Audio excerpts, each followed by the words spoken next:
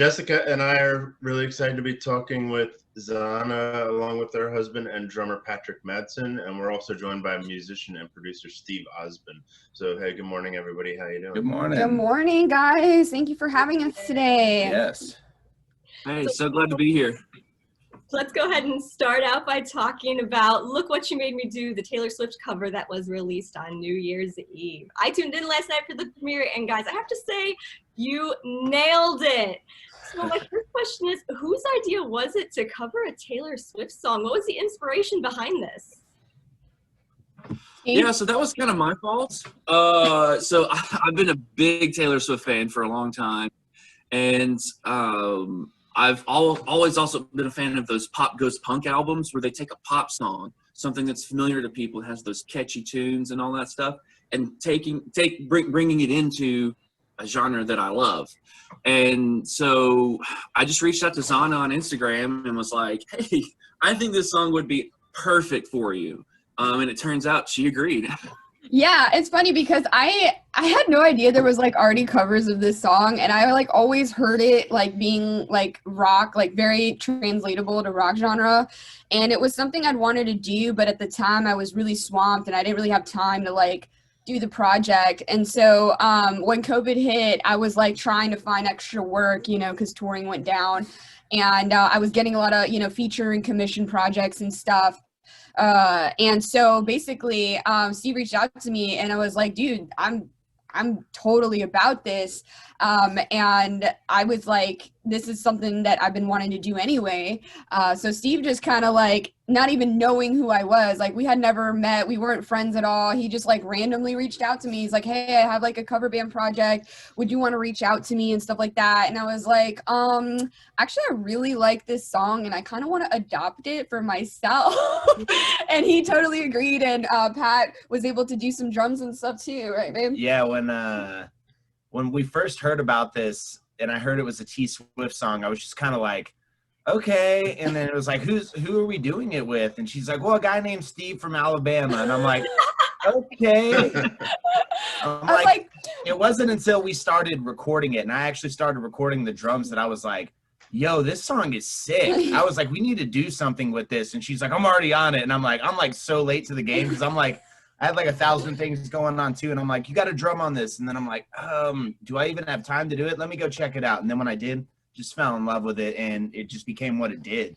And it was actually really difficult because the studios I usually work out of were like all closing down because of COVID. And like we actually started doing this, I think like back in March or May or something, Steve. I don't remember when you reached out to me, but it took like forever to finally get everything tracked because we had to just bounce around. And then I tried my hand at tracking drums for Patrick and I totally messed up the session, so he had to do it all over again. I've had to track the drums on this song like 4 times. Needless to say, I'm never gonna do that again. But all you got to do is get it once. yeah, we finally got help, and it was really cool because, like, you know, when you're building a project, you use a lot of like MIDI, like you program it yourself in the project in the session. And so Steve had sent me just like whatever he built in the session, and I was like, yo, my husband's a sick drummer, let him do all the drums and rewrite it. So we had a really good time, and I was able to track vocals with Eddie DePool out in Hartsville, right? It's like right outside of Nashville. And I was working on my album, my new Zahna album coming up, and it just worked out that I was able to just swing by his studio and do this. And so it was a really big collaborative effort. Nice. Very cool. So what are some similarities and differences between what you've done with the song and the original? The original, I mean, I honestly love the original. Like when it came out, I was like, dude, I resonate with this song. Like this song is everything I want to say about the Christian music industry, but I can't because I'm a Christian and I can't do that. So at the time I was going through all this drama with people and stuff, and it was bad. But you know what? It's just something that I really like love the message because it's kind of like, oh, well, you want to treat me like this. Well, I guess I'll just have to do this to, you know, kind of get back at you in my own way as in like being successful and overcoming the obstacles that you've thrown at me, you know, kind of thing. But as for like the performance aspect, I really just wanted to do like a very like angry emotion in it. Taylor is a little more like reserved, and she's kind of just like very calm in a creepy way. Yeah, and which is awesome, which I did try to emulate that in some parts. But for me, it was just more like angsty, like punk, like don't mess with me, and I'm really mad right now. So, yeah. The video definitely pulls that off really well. Like you can tell the balance of trying to be like cute like Taylor Swift, but very angry. Yeah, very awesome. punk rock. But I mean, Steve and Pat, like y'all definitely in the music aspect have had differences too, if y'all want to share with them. I think just by listening to it, like, and being involved with it, I sit back and listen to like the final product of what we put out.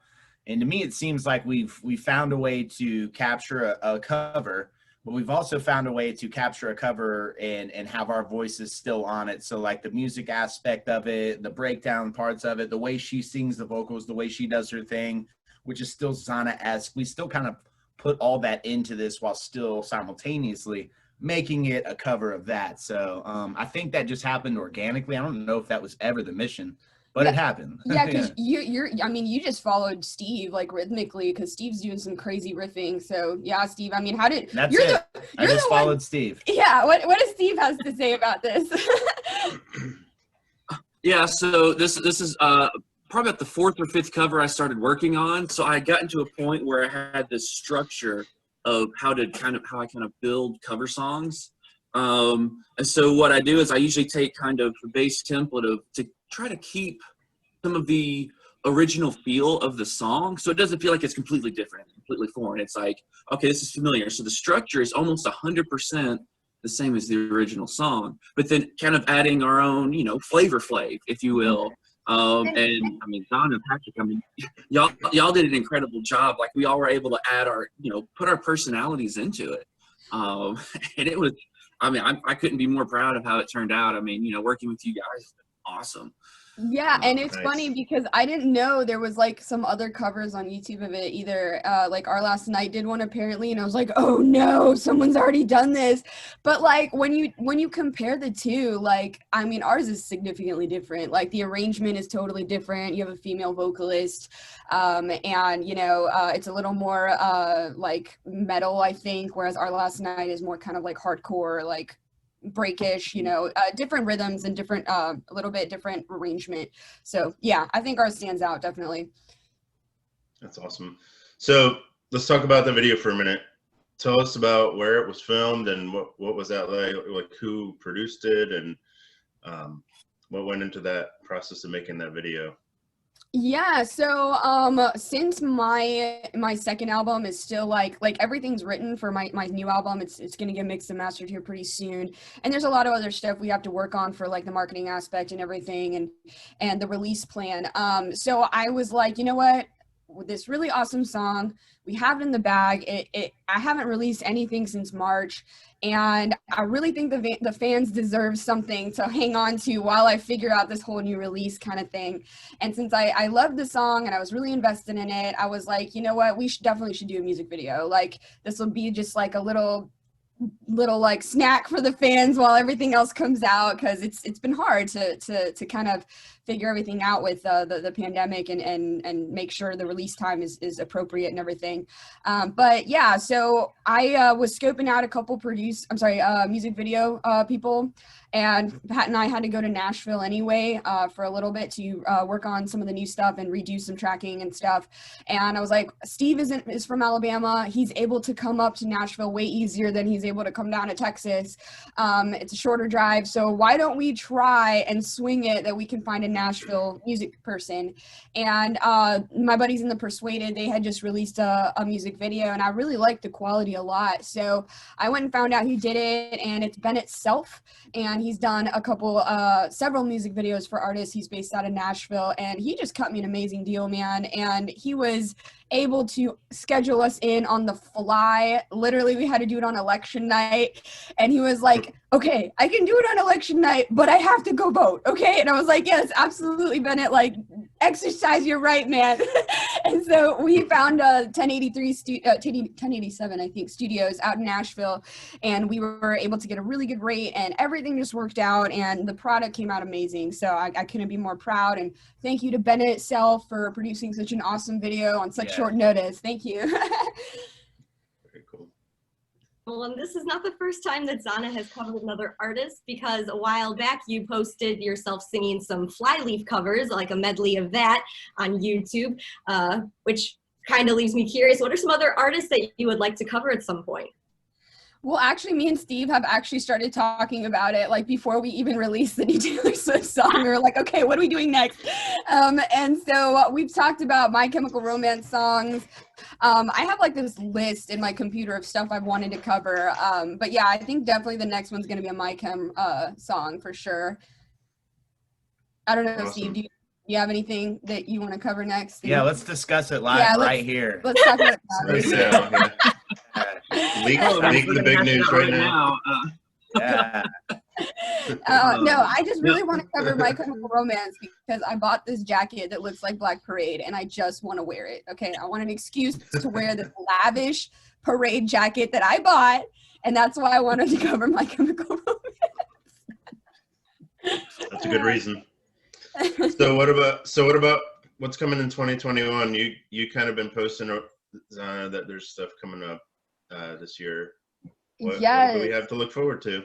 Oh my gosh. So I'm really stoked about the next album. I mean, like I said, everything's pretty much written and done. Pat has to do some drum tracking on it and stuff, and then it's got to go to mixing and mastering phase. So I pretty much have 11 demos right now, and I'm kind of waiting because, you know, releases are really important, and releasing it right really matters. So I'm working really closely with my team to kind of just eye the situation with everything. The ideal situation would be, you know, to release an album and be able to tour off of it and sell pre-sales and sell, you know, make the first week really good for charting purposes and all of that, because we want to come out swinging for sure.